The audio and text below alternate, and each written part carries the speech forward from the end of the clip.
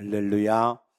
오늘 또 우리 주에 새 은혜가 넘치게 되시기를 축복합니다. 우리 입을 가지고 오신 분은 다 크게 아멘 한번 하십시다. 할렐루야. 입 가지고 오셨습니까? 하나님은 우리 목소리를 듣고 싶어 하신대요. 여러분들이 예배에 나와서 여러분의 목소리를 하나님께 들려드리시기를 축복합니다. 가을 하면은 떠오르는 게 뭐가 떠오릅니까? 지나가다 보면은 가을이 되면은 감나무에 잎은 다 떨어지고 감만 주렁주렁 이렇게 맺어 있는 것을 자주 보게 됩니다. 가을은 열매를 맺는 그러한 계절인 줄로 믿습니다. 예수님도 열매에 대해서 우리에게 많이 말씀을 하셨습니다.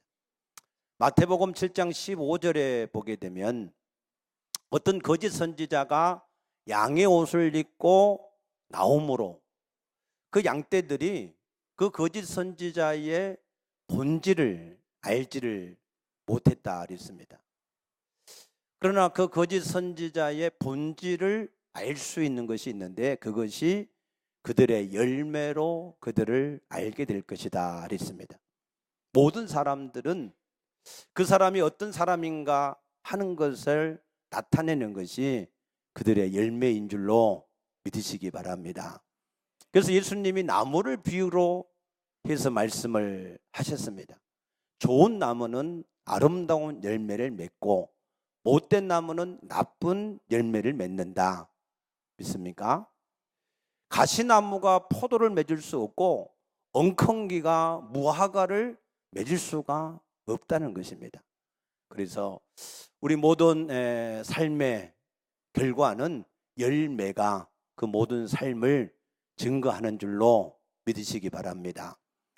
요한복음 15장 1절 말씀 보게 되면은 예수님이 나는 포도나무요 내 아버지는 농부다 그랬습니다.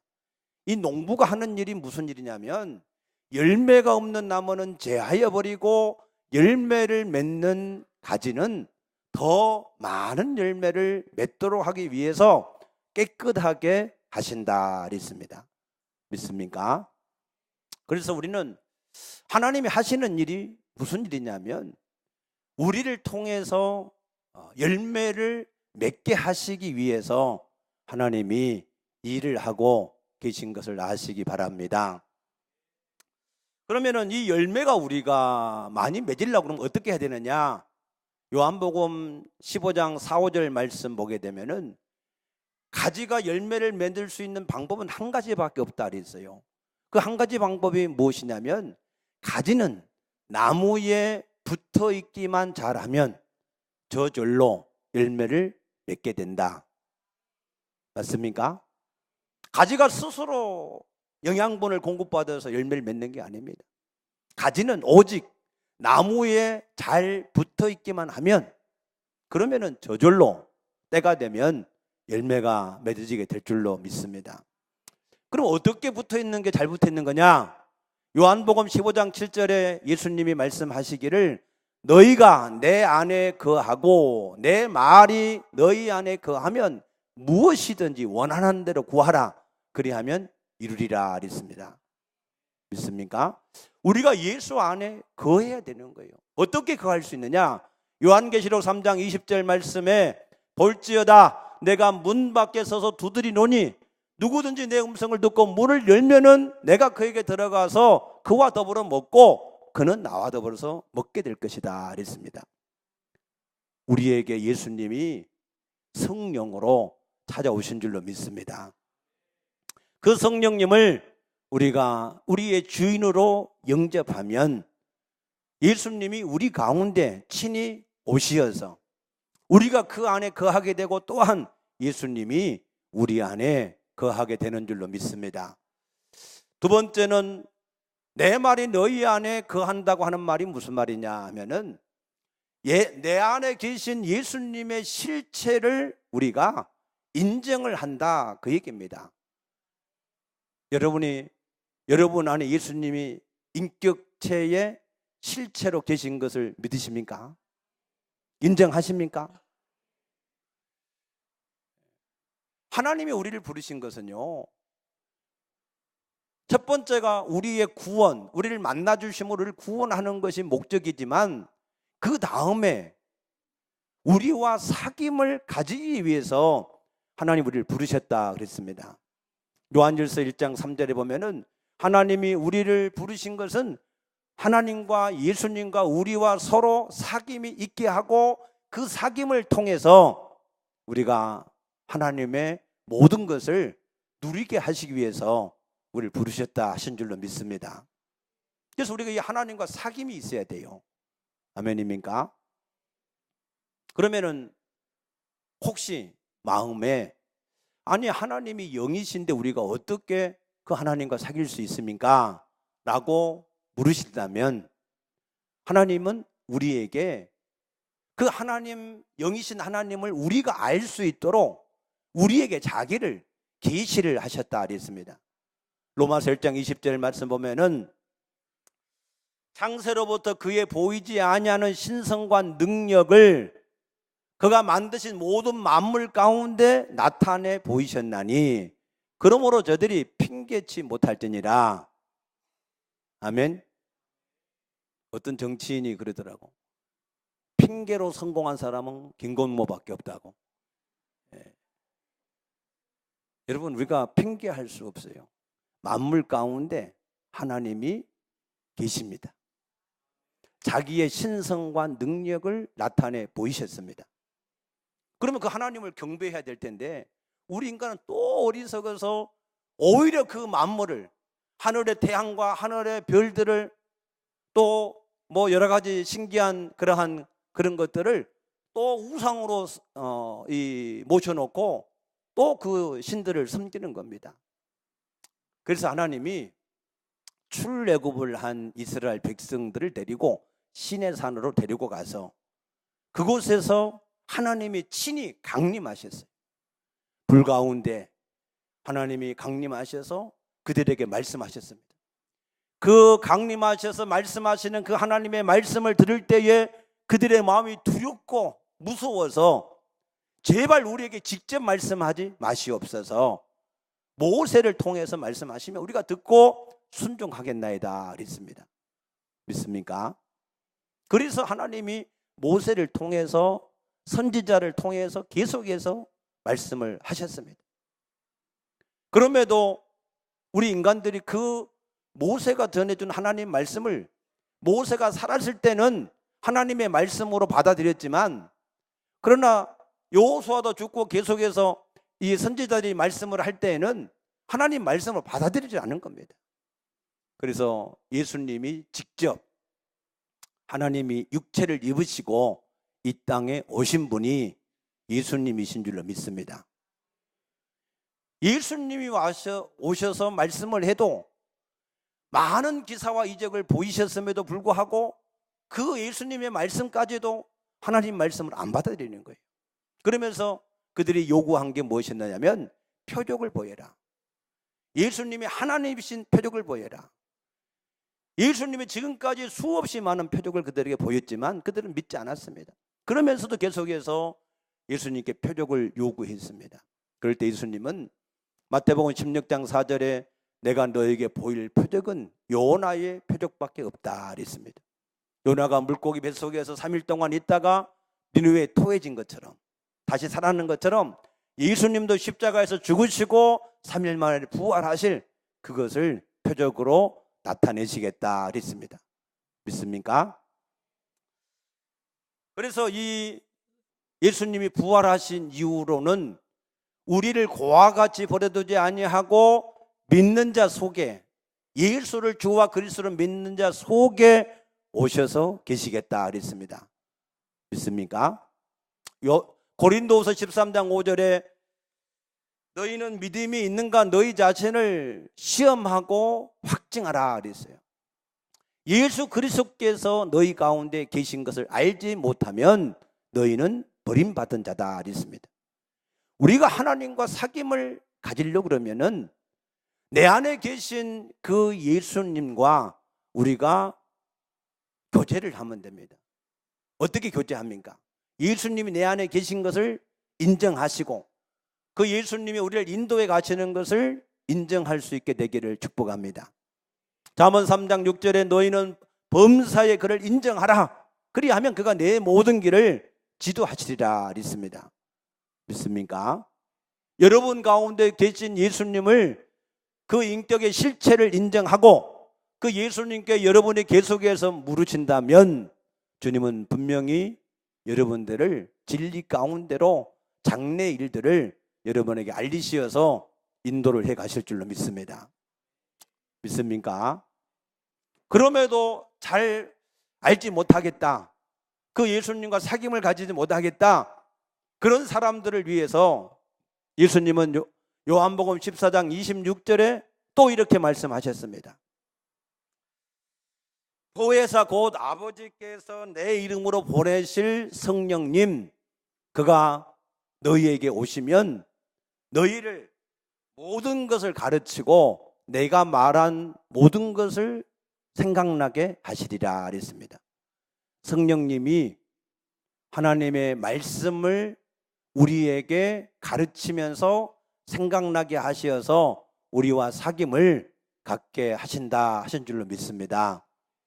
믿습니까? 그래서 이 하나님의 말씀은 하나님의 말씀입니다. 하나님이십니다. 요한복음 1장 1절에 태초에 말씀이 계셨고 이 말씀이 하나님이다 그랬습니다. 믿습니까? 이 말씀은 히브리서 4장 12절에 살았고 운동력이 있는 말씀이다 그랬습니다. 그냥 기록되어진 사문서가 아닙니다. 이 말씀은 살아있는 말씀인데 왜 살아있느냐면 이 말씀 가운데 하나님이 성령으로 함께 하시기 때문에. 믿습니까? 그래서 이 말씀은 살아있는 말씀입니다. 그래서 우리가 이 말씀을 열면 시편 119편 130절 말씀에 보면은 우리가 그 말씀을 열면 거기에서 빛이 비추어서 우리의 아둔한 어리석은 그러한 마음들을 깨닫게 하신다 그랬습니다. 아멘입니까? 그래서 시편 119편 147절에 보면은 새벽 일찍이 아직 동이 트기 전에 새벽에 그 하나님의 말씀을 바라기 위해서 그 하나님의 말씀을 찾았다 그랬습니다. 우리가 이 하나님의 말씀을 통해서 하나님을 만나고 그 하나님의 말씀을 통해서 하나님과 사귐을 우리가 갖게 되는 것을 믿으시기 바랍니다. 그러면 우리가 하나님의 말씀을 통해서 하나님을 만나고 사귐을 통해서 우리가 열매를 맺어야 되는데 어떤 열매를 우리가 맺어야 되는가 하는 것입니다. 하나님께서 우리에게 원하시는 첫 번째 열매, 그것은 누가복음 17장 11절에서 19절까지 말씀 보게 되면 10명의 나환자, 문둥병 환자들이 예수님께 나와서 우리를 불쌍히 여겨달라고 구했던 것을 볼 수 있습니다.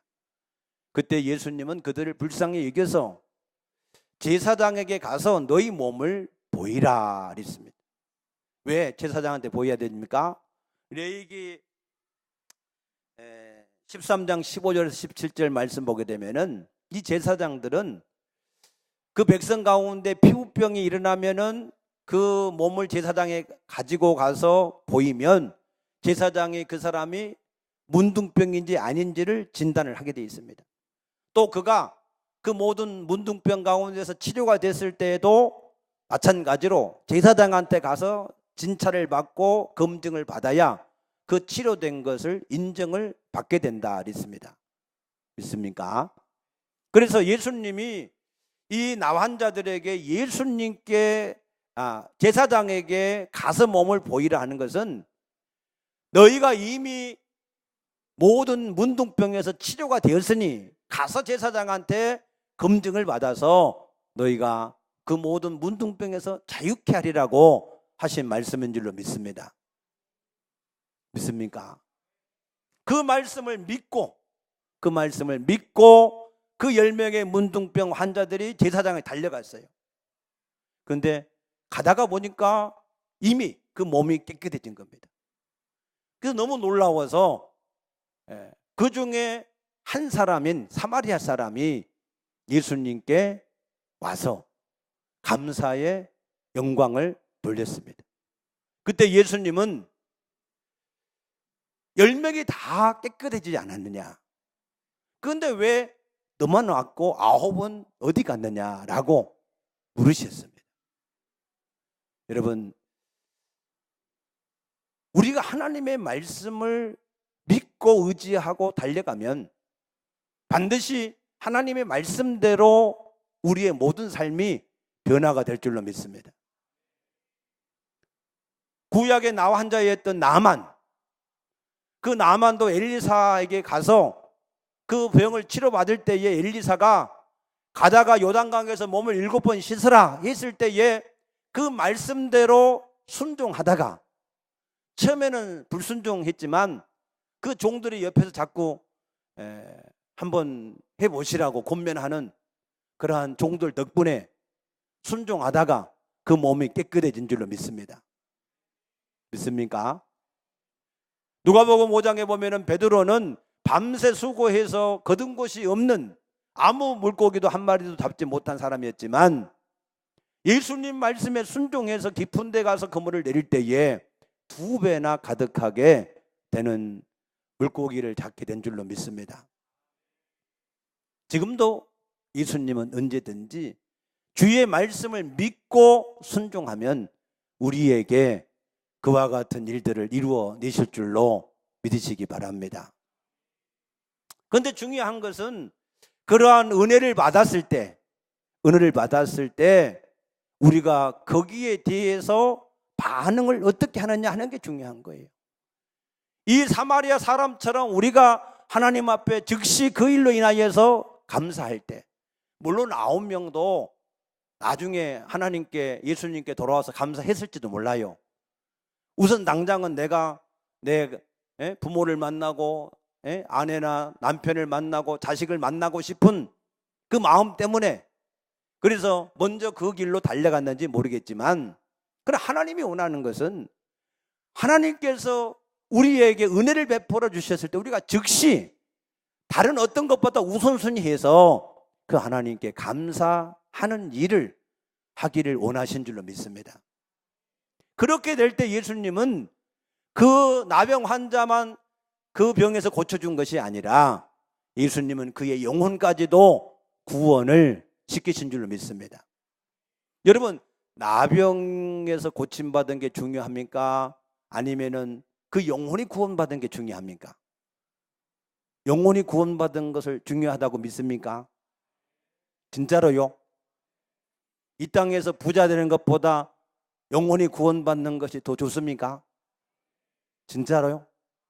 야, 대단하십니다. 누가복음 16장, 18장, 19장에 보면은 부자가 셋 나와요. 누가복음 16장에 나오는 부자는 날마다 고운 베옷을 입고 호화로이 잔치를 하면서 즐기는 사람이었어요. 그런데 그 부자는 죽어서 음부, 지옥에서 불꽃 가운데에서 고통하는 자가 되었다 그랬습니다. 누가복음 18장에 나오는 부자, 이 부자는 예수님께 생명을 얻기 위해서 나왔지만 예수님이 내 모든 재산을 팔아서 가난한 자들에게 다 나눠주고 너는 나를 쫓으라 했을 때에 그는 큰 부자인 고로 근심하며 돌아갔다 그랬습니다. 오늘 19장에 있는 이 삭개오 세리장, 이 사람도 부자라 그랬습니다. 그런데 이 삭개오는 예수님을 만나서 구원을 받게 된 줄로 믿습니다. 여러분, 부자가 나쁜 것입니까? 좋은 것입니까? 대답이 없으세요. 부자가 나쁜 것입니까? 좋은 것입니까? 좋은 것이에요. 나는 여러분이 다 부자가 되기를 소원합니다. 부자가 되기를 축복합니다. 그러나 자기를 위한 부자만 되면 그것은 멸망입니다. 누가복음 16장에 부자와 같은 부자입니다. 그러나 하나님을 위한 부자가 되면 그 사람의 삶은 영광이요 존귀한 자가 될 줄로 믿습니다. 아리마대 요셉도 부자였습니다. 그는 예수님의 무덤을 위해서 자기의 무덤을 내어줄 때 그는 영원히 기록되어진 존귀한 자로 그 이름이 기록되어진 줄로 믿습니다. 아멘. 그러면 이 누가복음 18장에 나오는 부자, 이 부자하고 이 삭개오의 관계가 어떻게 될까? 왜 그 부자는 구원을 받지 못하고 돌아갔고 이 삭개오는 구원을 받을 수 있었을까 하는 겁니다. 첫째는 이 누가복음 18장에 나오는 부자는 자신이 죄인인 것을 몰랐어요. 그래서 예수님께 묻기를 내가 어떻게 영생을 얻을 수 있습니까? 했을 때 예수님이 모세가 전한 율법을 다 지켜라 그랬을 때 내가 이것은 어려서부터 다 지켰습니다 그랬어요. 그러나 그 사람에게는 율법적인 의를 가지고 자신이 죄인인 것을 알지를 못했던 겁니다. 여러분, 율법으로 의롭게 될 수 있습니까? 안 됩니다. 율법은 죄를 깨닫게 할 뿐이지 우리를 의롭게 할 수 있는 것이 아닙니다. 아멘. 그래서 복음에는 하나님의 의를 나타내서 우리로 의롭게 한 것을 믿으시기 바랍니다. 그런데 많은 사람들이 이 자기가 죄인인 것을 하나님 앞에 깨닫지를 못합니다. 우리는 다 죄인입니다. 의인은 없나니 하나도 없다 그랬습니다. 맞습니까? 여러분이 죄인인 것을 깨닫습니까? 우리가 죄인인 것을 깨달아져야 그래야 우리가 예수님을 만날 수 있습니다. 이 누가복음 18장에 있는 부자처럼 자신이 죄인인 것을 알지 못한 사람은 예수님께 나왔다 할지라도 진실로 그 예수님을 만날 수가 없는 것입니다. 그러나 이 삭개오는 세리장 아니었습니까? 여러분이 잘 아는 대로 세리는 그 백성을 오히려 착복하고 괴롭혀서 자기의 욕심을 채우는 사람 아닙니까? 그래서 매국노라 일컬어지고 신약시대의 대표적인 죄인이라고 그러면 세리와 창기라고 그랬습니다. 모든 사람들이 다 나쁜 놈으로, 매국노로, 착취하는 놈으로 사람 취급을 하지 않았던 사람이 세리였습니다. 더군다나 그 사람이 세리장이었습니다. 세리장까지 되려고 그러면 더 많은 그러한 착복을 열심히 했다는 겁니다. 그래서 그가 부자가 된 겁니다. 그래서 그는 그렇게 하는 이유가 뭐였겠습니까? 그렇게 많은 물질을 가지면 그것이 자기를 행복하게 할 줄로 생각했습니다. 그러나 그것은 행복을 갖다 주지 못했습니다. 왜 그랬을까요? 우리 인간은 영적인 존재입니다. 우리 인간 속에는 영혼이 있습니다. 우리 인간의 영혼은 물질을 가지고 행복해질 수 없습니다. 우리 인간의 영혼은 하나님을 만나서 하나님과 사귐을 가질 때에만 우리 영혼이 행복해지는 줄로 믿습니다. 우리 육체는 껍데기입니다. 우리 영혼이 실체입니다. 믿으십니까? 그래서 이 삭개오는 물질을 많이 가지기는 했지만 행복이 없어서 그래서 고민하다가 그래서 예수님께 나갈 수밖에 없었고 나갔는데 보니까 사람들이 너무 많아서 앞으로 달려갈 수밖에 없었고 앞으로 달려가도 예수를 만날 수 없다 싶어서 그가 무화과 나무에 올라갔다 그랬습니다. 비록 삭개오는 약점이 많이 있어요. 세리장이고 그리고 키도 작은 그런 약점이 있습니다. 모든 사람이 죄인이라고 손깍질하는 사람이었습니다. 그러나 이 삭개오는 그 약점 때문에 오히려 예수님을 만나는 통로가 된 줄로 믿으시기 바랍니다. 우리에게도 약점이 많이 있을 수 있습니다. 그러나 그 약점은 나쁜 것이 아닙니다. 고린도후서 12장 9절에 보면 사도 바울은 이 약점 때문에 나의 여러 약한 것들 때문에 하나님의 능력이 내게 머물게 됐다 그랬습니다. 그래서 나의 여러 약한 것들을 자랑한다 그랬습니다. 여러분, 오늘 우리에게 있는 약한 것들, 그것은 결코 나쁜 것이 아닙니다. 그걸 통해서 하나님을 만날 수 있고, 그걸 통해서 하나님의 능력을 우리가 나타낼 수 있고, 그걸 통해서 우리가 하나님의 풍성한 은혜를 받게 되는 줄로 믿습니다. 그래서 이 삭개오가 뽕나무 위에 올라갔을 때에 예수님이 지나가시다가 삭개오야 내려오라, 내가 오늘 내 집에 유하여야 되겠다라고 말씀하셨어요. 한 번도 이 삭개오의 이름을 불러준 사람이 없어요. 저놈은 나쁜 놈이고, 저놈은 세리고, 저놈은 민족을 배반한 놈이고. 그런데 예수님이 삭개오의 이름을 불러준 거예요. 할렐루야. 오늘 또 예수님이 여러분의 각자의 이름을 불러줄 수 있게 되기를 축복합니다. 예수님이 누군가가 저 사람이 삭개오를 알려준 게 없어요. 그냥 예수님의 신적인 전지한 능력으로 그가 삭개오인 줄을 아신 줄로 믿습니다. 오늘 예수님께서 여러분의 이름을 부르시어서 내가 오늘 내 집에 유하여야 되겠다라고 하는 축복의 말씀이 있게 되기를 축복합니다. 내가 오늘 너의 고통을 들었노라, 내가 오늘 너의 모든 문제를 해결하겠노라, 믿습니까? 그런 음성을 듣게 되기를 축복합니다. 그때 이 삭개오가 즐거워서 예수님 앞에 내려와서 예수님을 자기 집으로 모시고 왔습니다. 그러면서 이 삭개오가 중요한 말을 합니다. 8절 말씀 보면은 삭개오가 서서 주께 여짜오되 주여 보시옵소서, 내 소유의 절반을 가난한 자들에게 주겠사오며 만일 누구의 것을 속여 빼앗은 일이 있으면 네 갑절이나 갚겠나이다 그랬습니다. 아멘. 자기가 지금까지 힘쓰고 애써서 모았던 재산, 그거를 절반을 뚝 떼서 가난한 자들에게 주겠다 그랬어요. 그리고 혹시 내가 남에게 빼앗은 것이 있으면 그것을 4배로 갚겠다 그랬습니다.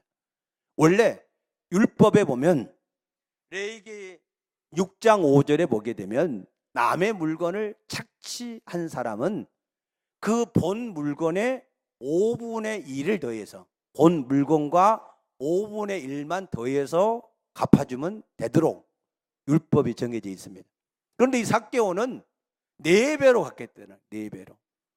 그러면 삭개오의 재산이 남아 있겠습니까? 안 남아 있겠습니까? 이 삭개오는 세리로 부자된 사람이에요. 그러니까 그렇게 다 배상을 해버리면 삭개오한테는 재산이 하나도 없을 수 있습니다.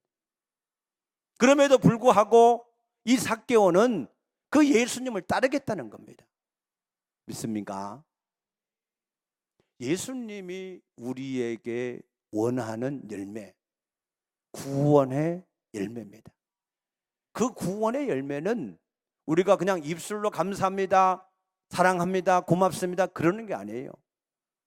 우리의 가진 모든 것을 다 가지고 하나님 앞에 감사하는 감사. 믿습니까? 그게 삭개오의 구원의 감사예요. 구원의 감사. 그럴 때에 예수님이 뭐라고 그러셨어요? 오늘 이 집에, 이 사람도, 오늘 구원이 이 집에 이르렀으니 이 사람도 아브라함의 자손이미로다. 잘 들으셔야 됩니다.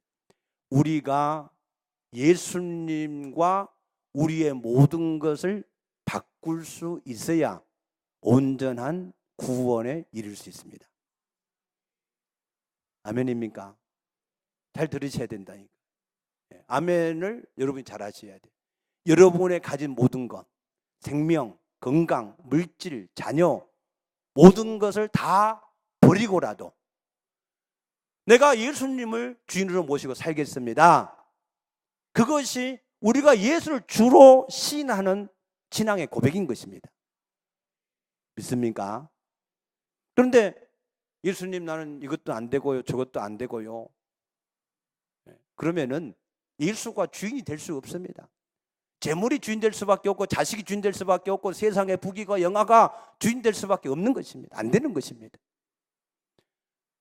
예수님은 분명히 삭개오에게, 삭개오가 모든 것을 잃는다 할지라도 내가 예수를 따르겠습니다 했을 때에 이 사람의 구원이 오늘 이르렀고 그가 아브라함의 자손이 될 것이다 라고 말씀을 하셨습니다. 믿습니까? 그러면 이 땅에서 그런 사람이 거지같이 사는 사람이냐? 아닙니다. 예수님 분명히 말씀합니다. 그런 사람은 이 땅에서 마태복음 10장 29절 보게 되면, 마가복음 10장 29절 보게 되면 이 땅에서 100배를 받고 영생을 얻지 못할 자가 없느니라. 믿습니까? 그 사람은 진실로 예수님을 우리가 모든 것을 버리고 내가 예수를 따르겠습니다 하는 그 사람만, 그 사람의 구원이 있고 이 땅에서도 100배를 받고 하나님의 나라에서도 영생을 상속받을 줄로 믿습니다. 믿습니까? 그래서 우리가 이 가을에 다시 한번 하나님 앞에서 우리의 구원의 가치에 대해서, 우리 구원의 가치, 그 가치는 예수님이 마태복음 16장 26절에 어떤 사람이 온 세상을 다 얻고도 제 목숨을 잃으면 무엇이 유익하겠느냐 하신 말씀대로 우리가 모든 것을 잃어도 구원을 받으면, 하나님을 우리가 만나는 구원을 받으면 우리가 그 모든 잃은 것을 100배나 얻고 영생을 얻는 자가 될 줄로 믿으시기 바랍니다. 그만큼 우리의 구원은 가치가 있습니다. 그리 아니하실지라도, 이 땅에서 100배를 못 받는다 할지라도 우리는 예수를 주인으로 모시고 사는 것이 우리에게 영원한 축복인 것을 믿으시기 바랍니다. 여러분, 누가복음 16장에 나오는 부자는요, 그 혀가 불꽃 가운데서 타들어간다. 얼마나 고통스러운지 손가락으로 물 한 방울만 찍어서 내 혀를 서늘하게 하소서 그랬어요. 여러분, 혀가 타들어가는 고통을 혹시 겪어보셨습니까? 저는 조금 맛봤어요. 언제 맛봤느냐? 40일 금식할 때 한 35일 이후로부터 그때는 이 혀가 바싹바싹 이렇게 타들어가요. 그래가지고 이게 조금 잠깐 잠자면 이 혀가 완전히 입천장에 달라붙어요. 얼마나 이게 타들어가는지. 그러면 혀를 떼려고 하면 떼지지가 않아. 그래서 물을 조금 마셔서 겨우 이렇게 혀를 떼내어서, 그래서 다시 말씀을 읽고 기도했던 기억이 있습니다. 그러나 불꽃 가운데서 당하는 이 고통은요, 그거는 아무것도 아닐 것입니다. 저는 아직까지도 불 속에 있어 보진 않아서 제가 모르겠습니다. 그러나 하나님의 말씀에 의하면 우리가 구원을 받지 못하면 불꽃 가운데서 영원한 유황불에서, 꺼지지 않는 불에서, 구데기도 죽지 않는 그 불에서 우리가 영벌을 당하게 될 것이다 그랬습니다.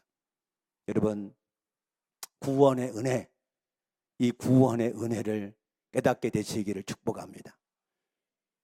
사도 바울은 데살로니가전서 5장 18절에서 범사에 감사하라, 이는 예수 그리스도 안에서 너희를 향하신 하나님의 뜻이다 그랬습니다.